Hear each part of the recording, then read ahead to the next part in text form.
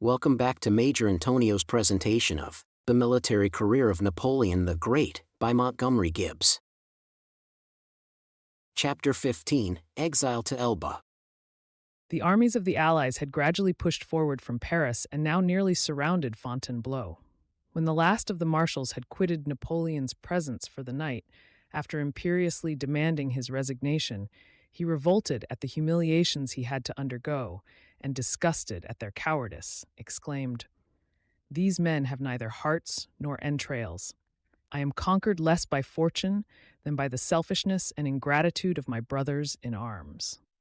The same night, in a fit of despair, he swallowed a weak poison contained in a bag that he had worn around his neck since 1808. The palace was aroused by his cries, and Dr. Yvon hastily summoned by his valet. An antidote was given him, and his life saved. To Caulaincourt he said an hour later, "God would not allow it. I could not die. Why did they not let me die? It is not the loss of my throne that makes existence insupportable to me. My military career is enough glory for one man. Do you know what is more difficult to bear than reverses of fortune? It is the baseness, the horrible ingratitude of men. I turned my head away with horror from the sight of their meanness and their contemptible selfishness, and I am disgusted with life. What I have suffered during the last 3 weeks, no one can tell." Some months later, while at Elba, Napoleon ascribed his ruin entirely to Marmont, to whom he had confided some of his best troops and a post of the greatest importance, as a person on whose devotion to him he could most depend. "For how could I expect to be betrayed," he said, "by a man whom I had loaded with kindness from the time he was 15 years of age? Had he stood firm, I could have driven the Allies out of Paris, and the people there, as well as throughout France, would have risen, in spite of the Senate, if they had had a few troops to support them." The emperor remained long enough at Fontainebleau to hear of the restoration of the Bourbon monarchy, and on the 20th of April, the commissioners of the Allied sovereigns having arrived, he once more called his loyal officers about him and signified that they were summoned to receive his last adieu. A few of the marshals and others who had sworn fealty to the new monarch were also present. "Louis, the king," Napoleon said, "has talents and means. He is old and infirm, and will not, I think, choose to give a bad name to his reign. If he is wise, he will occupy my bed and only change the sheets. He must treat the army well and take care not to look back on the past, or his time will be brief. For you, gentlemen, I am no longer to be with you. You have another government, and it will become you to attach yourselves to it frankly and serve it faithfully as you have served me." As he passed along, he beheld all that now remained of the most brilliant and numerous courts in Europe, reduced to about 16 individuals, who thus waited to manifest their regard and respect for the fallen emperor.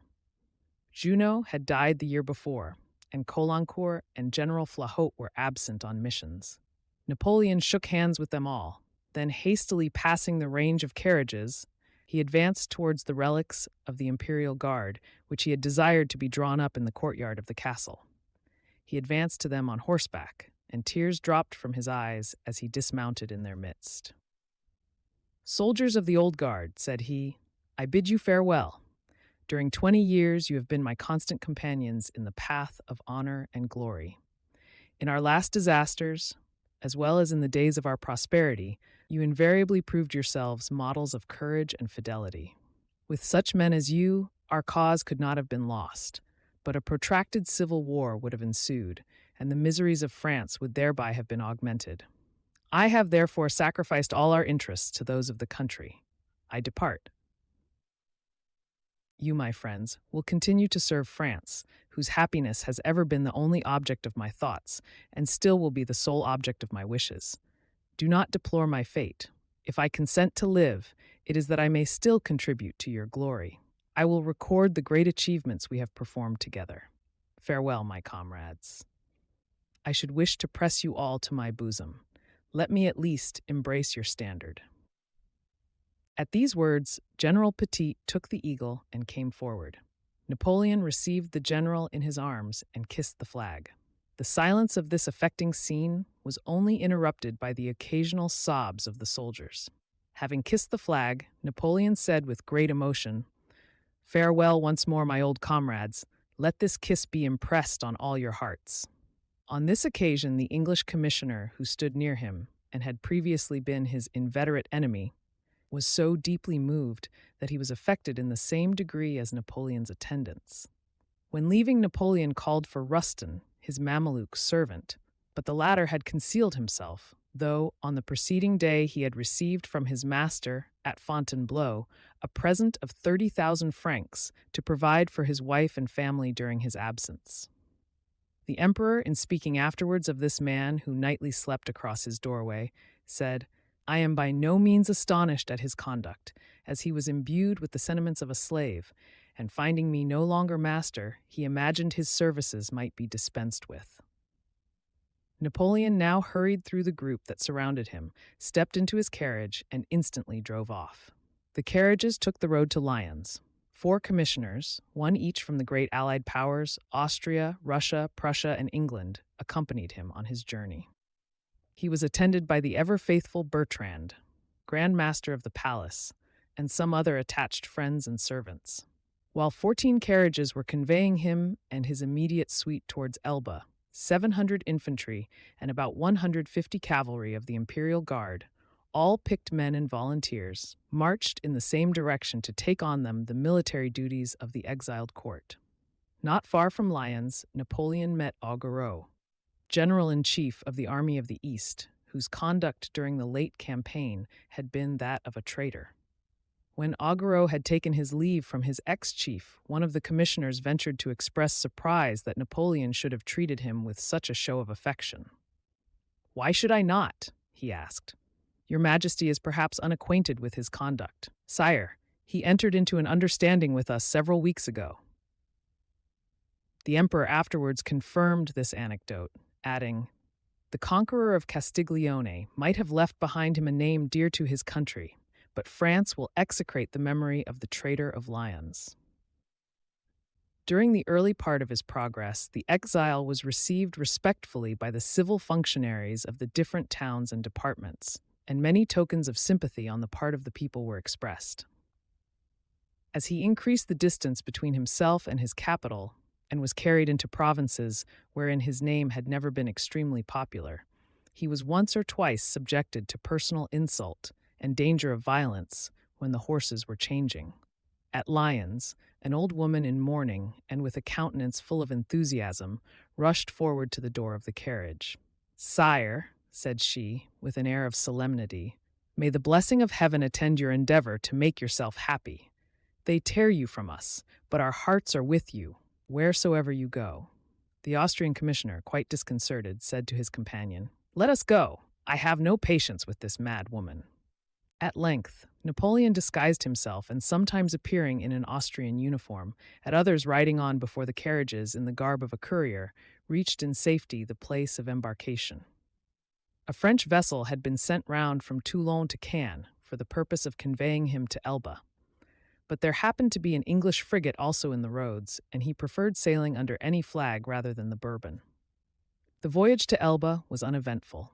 Napoleon succeeded in making a favorable impression on the English crew, and when, on finally leaving the Undaunted, he caused some 200 Napoleons, $800, to be distributed among the sailors, the boatswain undertook to return thanks in the name of the crew by wishing him a long life and better luck next time. As he left the vessel, a royal salute was fired.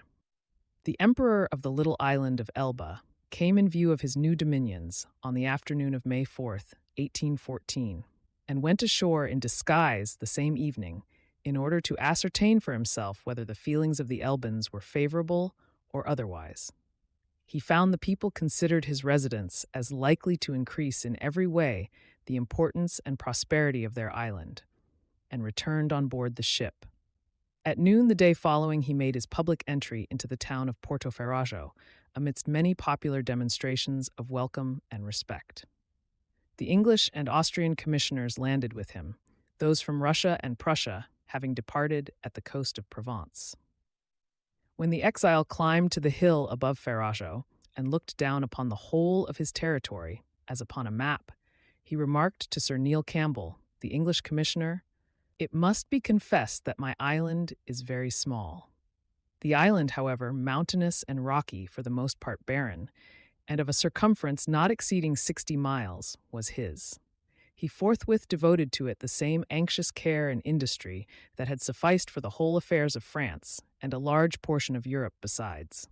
In less than 3 weeks he had thoroughly acquainted himself with its history, resources, and the character of its people, had explored every corner of the island, and projected more improvements of all sorts, according to one historian, than would have occupied a lifetime to complete.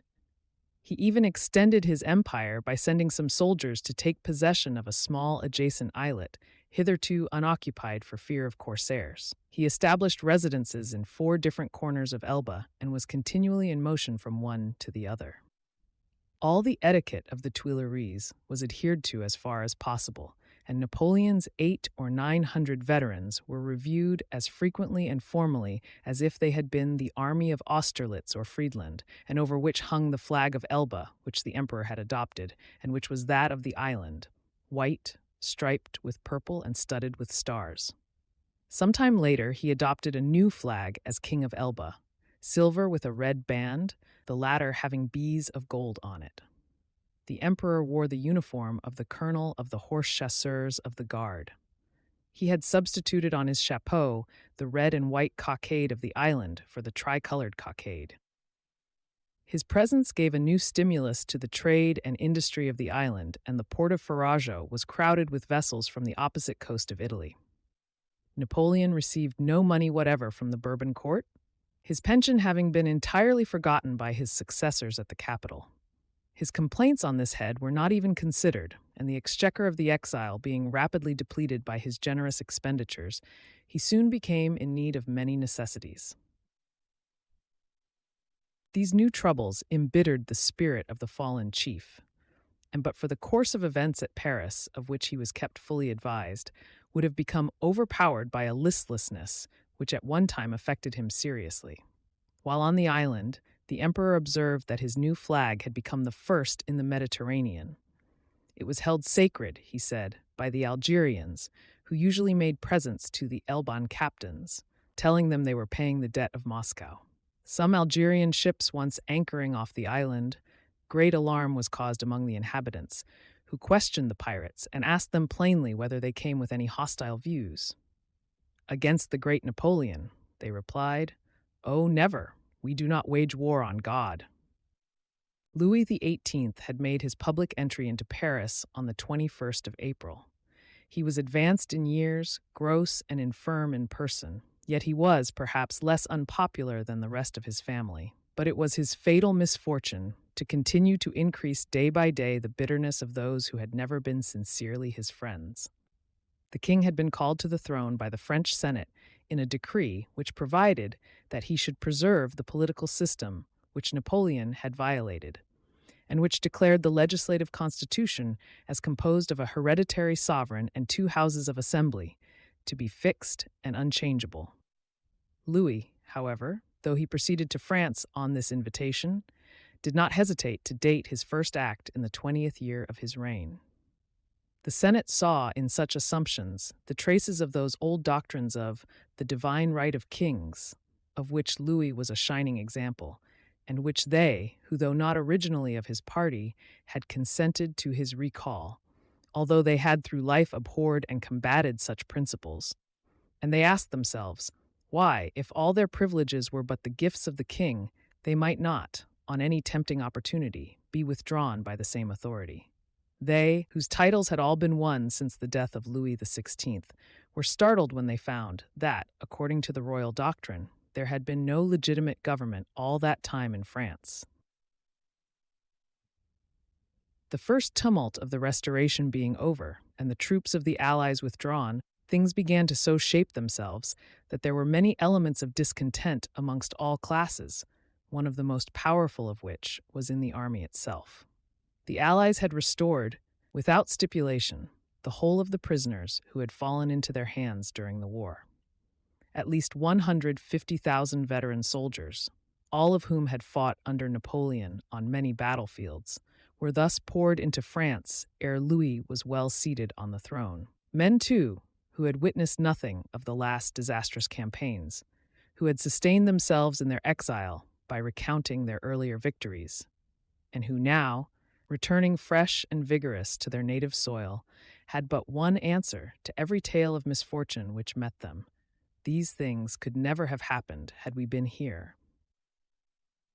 The Empress Marie was at Blois at the time Napoleon signed his abdication, and Savary has described her grief as very great, but her own reverses were sufficiently severe to account for this, without any strong feeling for Napoleon.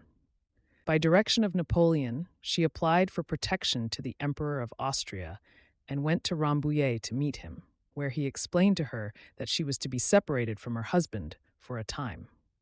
The Emperor Alexander visited her also, very much against her will, and a few days afterwards she departed for Vienna. Alexander also visited Josephine and found her distress at Napoleon's abdication very great. She appears never to have recovered from the shock, for she survived it only about 6 weeks. She died on the 29th of May, 1814, at Malmaison, and was buried in the church of Rouen. Her funeral was attended by several generals of the Allied armies and marshals and generals of France. The body was afterwards placed in a magnificent tomb of white marble erected by her 2 children and bearing the simple inscription, Eugene and Hortense to Josephine. Napoleon's mother and sister Pauline, as well as a number of ancient and attached servants of his civil government and his army, visited him during the summer of 1814. Not the least of these was Pauline, who made repeated voyages to Italy and returned again as mysteriously. In the circles of Farageau, new and busy faces now appeared and disappeared. No one knew whence they had come or whither they went, and an air of bustle and mystery pervaded the atmosphere of the place. The emperor continued to review his handful of veteran soldiers with as much pride as if they had been the innumerable hosts he had led to victory on the continent, and seemed to be fairly well contented with his situation, notwithstanding he had fallen from an eminence that had been reached by no other man in modern times. The only notable change observed in his habits was that he became grave and reserved, and seemed no longer to take any interest in the improvements he had effected on the island. It was evident, however, that something was preparing, but the commissioners who watched over Napoleon were unable to fathom it. They repeatedly remarked on the absurdity of the Allied powers in withholding his pension, which they had solemnly pledged should be paid every quarter, thereby tempting him to release himself. But their reports were left unnoticed by those in whose hands they fell. This obliged the emperor to sell every luxury and comfort around him to raise the means of paying his current expenses. Then it was that he began to forecast the future and to contemplate a bold stroke, not only for liberty, but to regain his lost throne before he could be transported to St. Helena, which he had been informed privately was being discussed at Vienna. In this, he was aided by a nation which was far from satisfied with the man whose possession of the royal scepter had only been made possible by the force of foreign armies, and it was apparent to nearly everyone that Louis XVIII could not long rule France tranquilly, even though Napoleon did not return. Ere autumn closed, Napoleon granted furloughs on various pretexts to about 200 of his guard, and these at once scattered themselves over France, singing his praises. It now began to be whispered that the exile would return to the soil of France in the spring of the coming year. Among the soldiery and elsewhere, he was toasted under the sobriquet of Corporal Violet, a flower or a ribbon of its color being the symbol of rebellion, and worn openly in the sight of the unsuspecting Bourbons. It was by this secret symbol that Napoleon's friends knew each other. Rings of a violet color with the device, "It will reappear in the spring," became fashionable. Women wore violet-colored silks, and the men displayed watch strings of the same color, while the mutual question when these friends met was generally, "Are you fond of the violet?" To which the answer of a Confederate was, "Ah, well." The representatives of all the European princes had met in Vienna to settle finally a number of questions left undecided at the termination of the war, including a division of the spoils.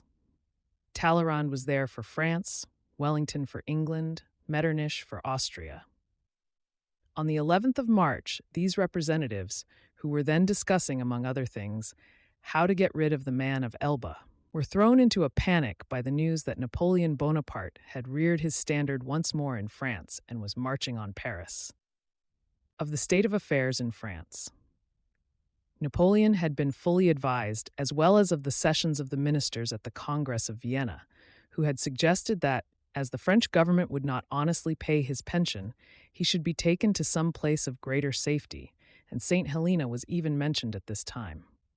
This determined Napoleon to act, especially as he was fully convinced that he had a good chance of being well received by the 20 or 30 millions of people who were being treated with contempt by Louis XVIII and his followers. The arrival also of Monsieur Fleury de Chaboulon, with secret messages from Marais, Duke of Bassano, then at Paris, had much to do with the hasty determination of Napoleon to quit Elba at the earliest moment possible. Reserved, as the exile was with others, he told his mother of his plans. "I cannot die on this island," he said to her, "and terminate my career in a repose unworthy of me. Besides, want of money would soon leave me here alone, exposed to the attack of my enemies." His mother reflected for some time in silence and then replied, "Go, my son, go and fulfill your destiny. You will fail perhaps, and your failure will soon be followed by your death. But I see with sorrow that you cannot remain here. Let us hope that God, who has protected you amid so many battles, will save you once more."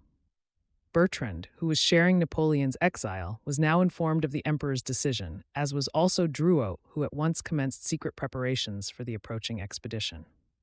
1,100 soldiers were collected, of whom 800 belonged to the Guard and 300 to the 35th Light Infantry that Napoleon had found in the island. None of these men had any idea of the projected enterprise. Colonel Campbell, who was watching proceedings in Elba for the English, had left Farageau and gone to Leghorn. There remained then only the cruisers that were easily deceived or avoided. In order to keep his preparations a profound secret, Napoleon, 2 days before embarking, laid an embargo on the vessels in the harbors of Elba and cut off all communication with the sea. He then ordered his ordnance officer, Vantini, to seize one of the large vessels lying in the port, which, with the inconstant of 26 cannon and 6 other smaller craft, making in all 7 vessels, he secured the means of embarking his 1,100 men and 4 pieces of field artillery. He had decided to commence his romantic enterprise on the 26th of February, 1815. On this day, he allowed his soldiers to remain at their usual employment until the middle of the day. They were suddenly summoned in the afternoon, and after being lightly fed, were assembled with arms and baggage on the pier, where they were informed that they were to go on board the vessels. The inhabitants of the island regretted the exile's departure, as they feared its prosperity would go with him. Napoleon's staff and about 300 men embarked on board the Inconstant, the others being distributed in the other vessels of the flotilla. The discharge of a single cannon at about 7 o'clock in the evening was the signal agreed upon for weighing anchor, and when the sails were unfurled, and the little fleet steered its course, reiterated cries of "Paris or death" were heard from the exultant troops. The emperor had said to them, "Grenadiers, we are going to France. We must march to Paris." The English commissioner immediately attempted to get Napoleon's mother and sister to betray his destination, and being unsuccessful, at once pursued, but was unable to overtake his charge.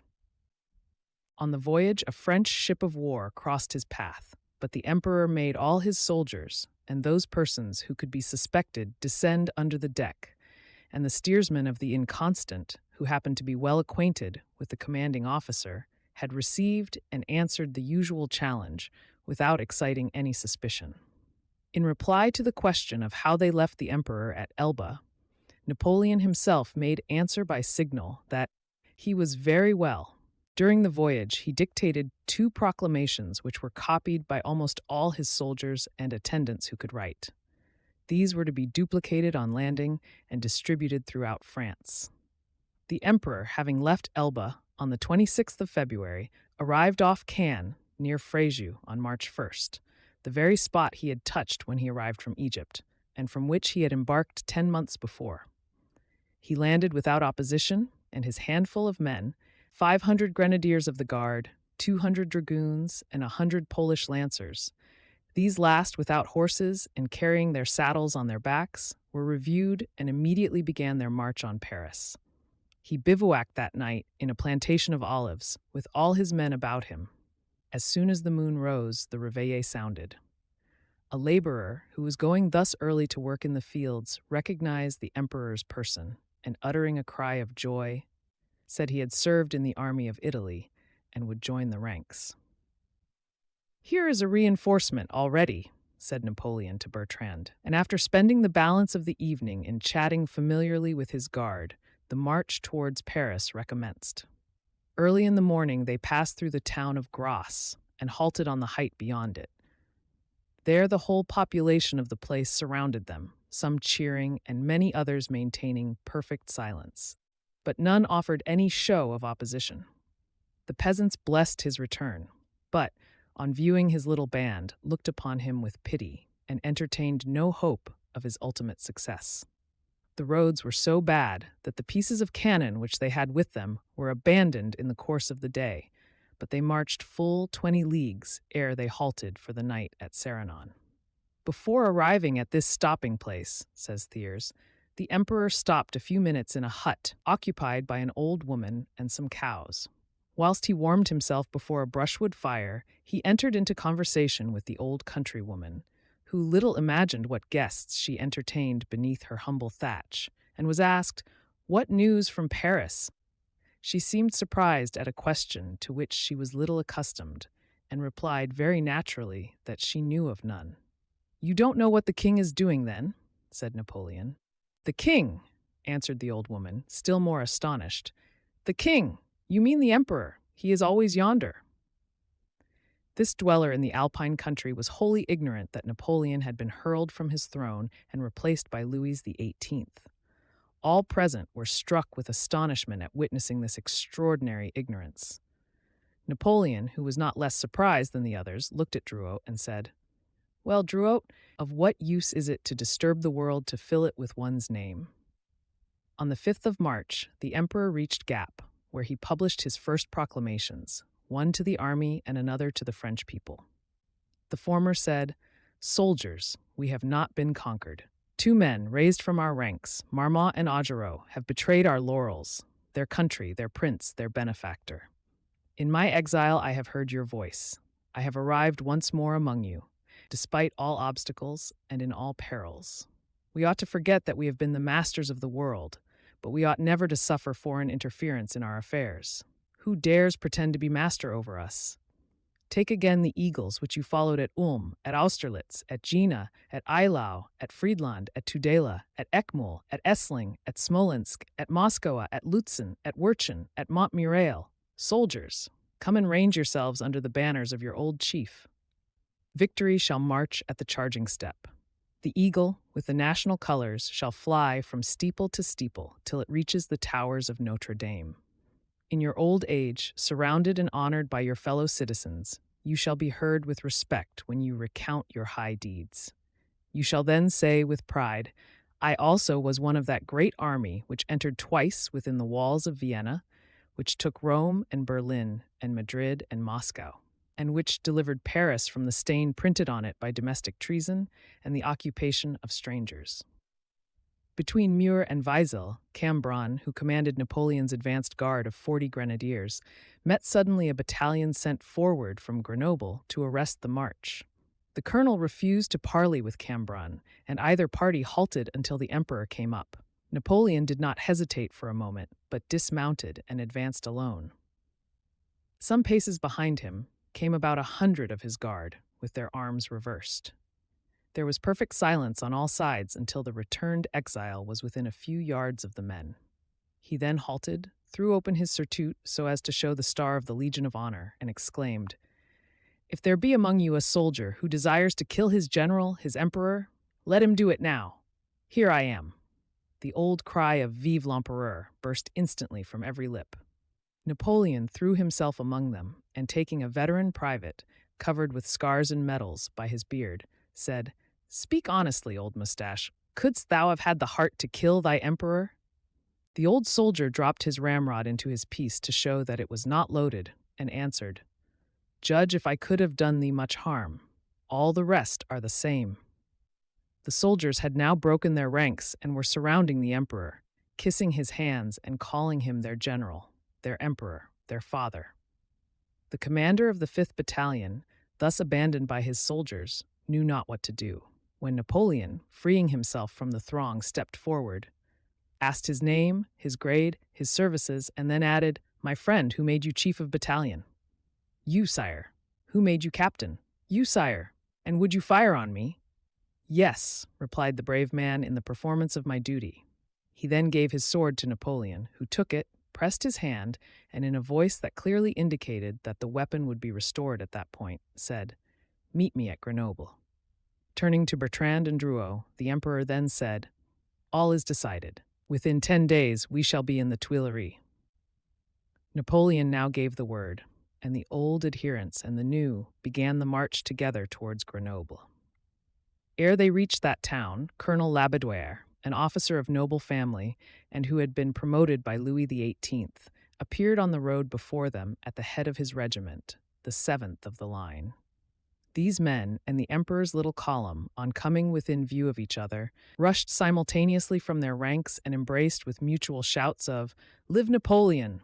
Live the Guard! Live the 7th!" Labédoire now produced an eagle, which he had kept concealed about his person, and broke open a drum which was found to be filled with tricolored cockades. As these ancient ensigns were exhibited by the first officer of superior rank who voluntarily espoused the side of the returned exile, renewed enthusiasm was apparent on all sides. Napoleon then questioned young Labédoire concerning the state of Paris and France in general. That gallant officer answered with much frankness, "Sire, the French will do everything for your Majesty, but your Majesty must do everything in return for them. No more ambition, no more despotism. We are determined to be free and happy.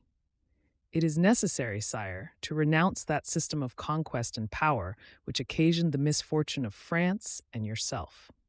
Napoleon replied, "I know that.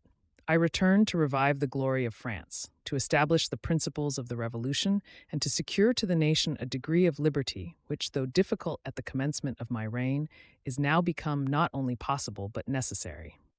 This act of Labédoire was most decisive, for in spite of all the efforts of General Marchand, commandant at Grenoble, the whole of that garrison, when he approached the walls, shouted, "Vive l'Empereur!"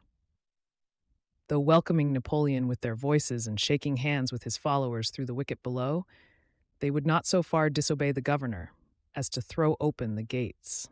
Neither could any argument prevail upon them to open fire on the advancing party, and in the very teeth of all their batteries, Napoleon calmly planted a howitzer or two and blew the gates open.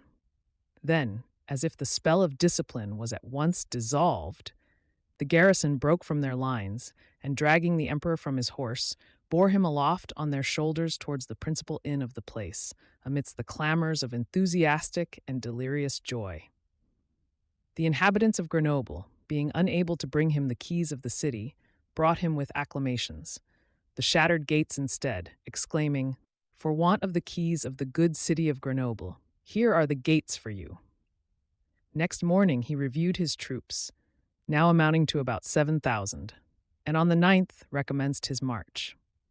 On the 10th of March, Napoleon came within sight of Lyons, and was informed that Marshal MacDonald had arrived to take the command, had barricaded the bridge of Guillotière, and posted himself at the head of a large force to dispute the entrance of the town. Nothing daunted with this intelligence, the column moved on, and at the bridge of Lyons, as at the gates of Grenoble, all opposition vanished when the person of the emperor was recognized by the soldiery. MacDonald was forced to retire, and Napoleon entered the second city of France in triumph. MacDonald would have been taken prisoner by his own troops, had not some of them, more honorable than the rest, insisted on his escape being unobstructed. He thereupon returned to Paris, where he once more hoped to make a stand. A guard of mounted citizens who had been formed to attend on the person of Count d'Artois, the heir of the empire, and who had accompanied MacDonald, were the foremost to offer their services to the emperor after he reached the hotel. But he rejected their assistance and dismissed them with contempt. Finding that one of their number had followed the prince until his person was out of all danger, Napoleon immediately sent to that individual the Cross of the Legion of Honor. Meanwhile, during the week that the emperor had continued his march Parisward without opposition, the newspapers of the capital were silent, and none ventured to make any allusion whatever to his successes. There then appeared a royal decree proclaiming Napoleon Bonaparte an outlaw and convoking on the instant the two chambers. Next day, the Moniteur announced that, surrounded on all hands by faithful garrisons and a loyal population, this outlaw and invader was already stripped of most of his followers, was wandering in despair among the hills, and certain to be a prisoner within 2 or 3 days at the utmost. Louis received many addresses full of loyalty and devotion from the public bodies of Paris, from towns and departments, and above all, from the marshals, generals, and regiments who happened to be near the capital. The partisans of Napoleon at Paris, however, were far more active than the royalists. They gave out everywhere that, as the proclamation addressed to the French people from Gap had stated, Napoleon came back thoroughly cured of that ambition which had armed Europe against his throne, that he considered his act of abdication void because the Bourbons had not accepted the crown on the terms which it was offered, and had used their authority in a spirit and for purposes at variance with the feelings and the interests of the French people. That he was come to be no longer the dictator of a military despotism, but the first citizen of a nation which he had resolved to make the freest of the free. That the royal government wished to extinguish by degrees all memory of the revolution. That he was returning to consecrate once more the principles of liberty and equality, ever hateful to the eyes of the old nobility of France, and to secure the proprietors of forfeited estates against all machinations of that dominant faction. In a word, that he was fully sensible of the extent of his past errors, both of domestic administration and of military ambition, and desirous of nothing but the opportunity of devoting to the true welfare of peaceful France those unrivaled talents and energies which he had been rash enough to abuse in former days. Napoleon's friends declared, too, and with much show of authority, that the army was, high and low, on the side of the emperor, that every detachment sent to intercept him would but swell his force so that nothing could prevent him from taking possession of the Tuileries ere a fortnight more had passed over the head of the Bourbon king. Napoleon remained at Lyons from the 10th to the 13th of March. Here he formally resumed the functions of civil government, published various decrees, one of which commanded that justice be administered everywhere in his name after the 15th, another abolishing the chambers of the peers and the deputies, and summoning all the electoral colleges to meet in Paris to witness the coronation of Marie-Louise and her son, and settle definitively the constitution of the state. A third, ordering into banishment all those whose names had not been erased from the list of emigrants prior to the abdication of Fontainebleau. A fourth, depriving all strangers and emigrants of their commissions in the army. A fifth, abolishing the Order of St. Louis and bestowing all its revenues on the Legion of Honor. And a sixth, restoring to their authority all magistrates who had been displaced by the Bourbon government. These publications soon reached Paris and caused much alarm among the adherents of the king. Marshal Ney now received orders from the Minister of War to take command of a large body of troops whose fidelity was considered sure, and who were about to be sent to Lons-le-Saunier to intercept and arrest the returning exile before he could make further progress. Ney immediately rode to Paris from his retired country seat, and there, for the first time, learned of the disembarkation of Napoleon from Elba. He is even said to have declared that he would bring his former chief to Paris in a cage, like a wild beast, in the course of a week. On reaching Lons-le-Saunier, he received a letter from Napoleon reminding him of their former campaigns and summoning him to join his standard as the bravest of the brave. Ney had a secret interview with a courier who brought this letter, with one from Bertrand. Generals Lecourbe and Bourmont, by whom the marshal was attended, advised him not to oppose a torrent which was too powerful for any resistance he could bring against it. While in this state of doubt and indecision, sorely perplexed as to his exact duty, He received intelligence that his vanguard, posted at Bourg, had gone over to Napoleon and that the inhabitants of Chalon-sur-Saône had seized the park of artillery. All this confirming what Ney had just been told by the courier, he exclaimed, "It is impossible for me to stop the incoming water of the ocean with the palm of my hand." Accordingly, on the following morning, he published an order of the day declaring that the cause of the Bourbons was lost forever, and that the legitimate dynasty which the French nation had adopted was about to reascend the throne. This order was read to the troops and was received by them with rapture. Some of the officers, however, remonstrated and left their command. One, before he went away, broke his sword in two and threw the pieces at Ney's feet, saying, "It is easier for a man of honor to break iron than to infringe his word." Ney put his soldiery in motion forthwith and joined the march of the emperor on the 17th of March at Auxerre, being received by Napoleon with open arms. Ney avowed later that he had chosen the part of Napoleon long ere he pledged his oath to Louis, adding that the greater number of the marshals were, like himself, original members of the Elban conspiracy to again place him on the throne.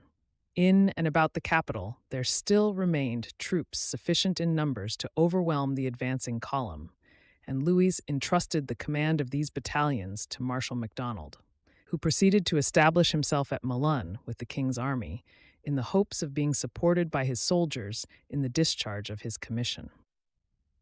On the 19th, Napoleon slept once more in the chateau of Fontainebleau, and on the morning of the 20th he advanced through the forest alone and with the full knowledge of MacDonald's arrangements. About noon, the marshal's troops, who had been for some time under arms on an eminence beyond the wood, perceived suddenly a single open carriage coming at full speed towards them from among the trees. A handful of Polish horsemen, with their lances reversed, followed the equipage. The little flat-cocked hat, the grey surtout, then the person of Napoleon, was recognized. In an instant, the men burst from their ranks, surrounded him with the cries of "Vive l'Empereur!" and trampled their white cockades in the dust. MacDonald escaped to Paris, but Louis had not awaited his last stand. He had set off from the Tuileries in the middle of the preceding night, amidst the tears and lamentations of several courtiers, taking the road to Lille.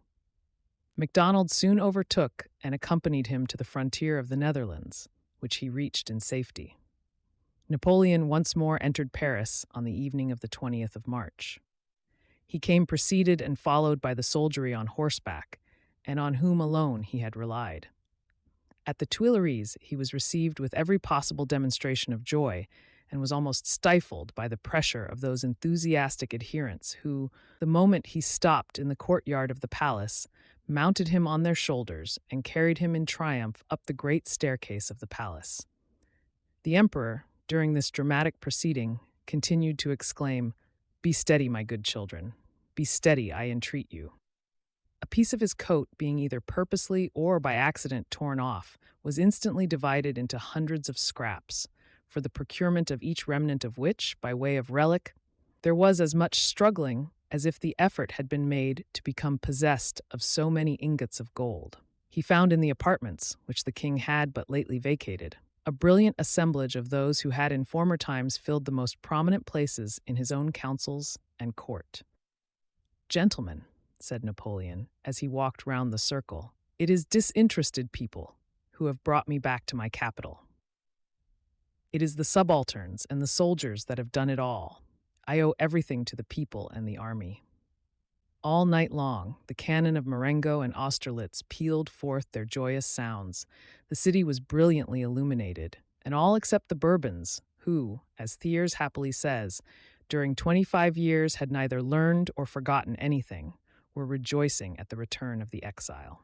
Napoleon had now proved that he was not only emperor of the army, but of the citizens, the people, the peasantry, and the masses. With a handful of men, he had marched from one end of the kingdom to the other, entered the capital, and taken possession of the throne, and that without shedding even one drop of blood. He assigned, among other reasons for leaving Elba, that in addition to the violation of the Treaty of Fontainebleau in failing to pay his pension, that his wife and child had been seized, detained, and never permitted to join him. that the pensions to his mother and brothers were alike refused, and that assassins had been sent over to Elba for the express purpose of murdering him. This last charge has also been made by Savary with much positiveness. "Last year," said Napoleon, "it was said that I recalled the Bourbons. This year they recall me, so we are equal." Previous to the morning of the 20th of March, the nights had been rainy and the days somber and cloudy.